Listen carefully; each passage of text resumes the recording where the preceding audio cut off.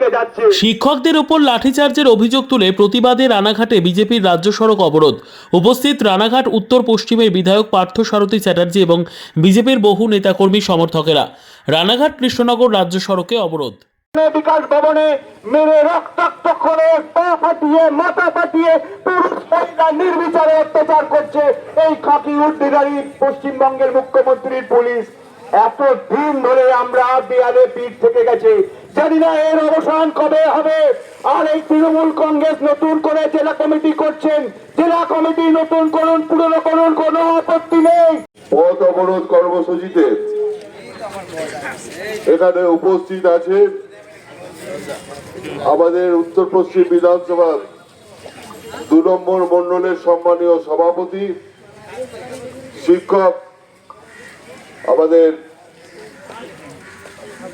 Police প্রশাসনের উপর আক্রমণ হলো কেন, এই পুলিশ প্রশাসন জবাব দাও। গতকাল শিক্ষকদের উপর অমানবিক আচরণ হলো কেন, এই পুলিশ প্রশাসন জবাব দাও। পুলিশ তোমায় জবাব দিতেই হবে। রামনগর পঞ্চায়েতের গতিতে বসিয়ে প্রধান করে দিয়েছিলাম, সেই প্রধানও তাদের আজকারায় এবং রামনগরের ঘোষের কথায় দল পরিবর্তন করে আমাদের এই বক্তৃতা শুনতে পাচ্ছেন। প্রত্যেকটা অঞ্চলে প্রত্যেকটা ওয়ার্ডেই বিগত 6 মাস ধরে বহু কল বহু সজল ধারা নষ্ট হয়ে পড়ে আছেন, কিন্তু সেই সজল ধারা কল কোনোভাবেই ঠিক করা বা মেরামতির কাজ হয়নি। যদিও হয়ে থাকে দুটো একটা হয়েছে, তার জন্য রামনগর পঞ্চায়েতের প্রধান 4.5 লক্ষ টাকা তুলে রিপেয়ারিং এর জন্য টাকা বরাদ্দ করেছেন, কিন্তু সেই টাকা কোথায় গেল রামনগর পঞ্চায়েত প্রধান জবাব দিন, জবাব চাই। এই পঞ্চায়েতের প্রধানের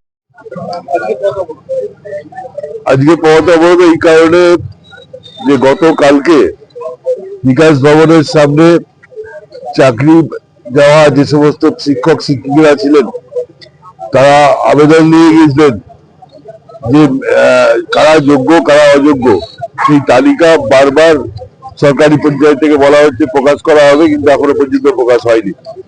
সেই প্রকাশের আবেদন নিয়ে যখন বিকাশ ভবনে গিয়েছিলেন সেই সময় রাজ্য সরকারের যে পুলিশ নির্মমভাবে তাদের উপর লাঠি চালিয়েছে, অত্যাচার করেছে, আক্রমণ করেছে।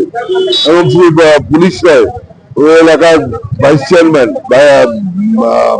চেয়ারম্যানই দেবাশিস দত্ত যেভাবে তার বাহিনী নিয়েছে ওদের উপর আক্রমণ, শিক্ষক শিক্ষিকাদের উপর আক্রমণ চালিয়েছে, তার বিরুদ্ধে আজকে আমরা পথে নামতে বাধ্য হয়েছি এই পদ অবরোধের মধ্যে দিয়ে।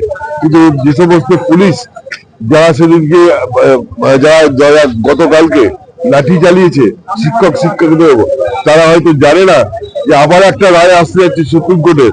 সেই রায়টা হচ্ছে ওবিসি এক হয়ে যে সমস্ত পুলিশ তারা চাকরি পেয়েছে তাদের চাকরিও কিন্তু থাকবে না।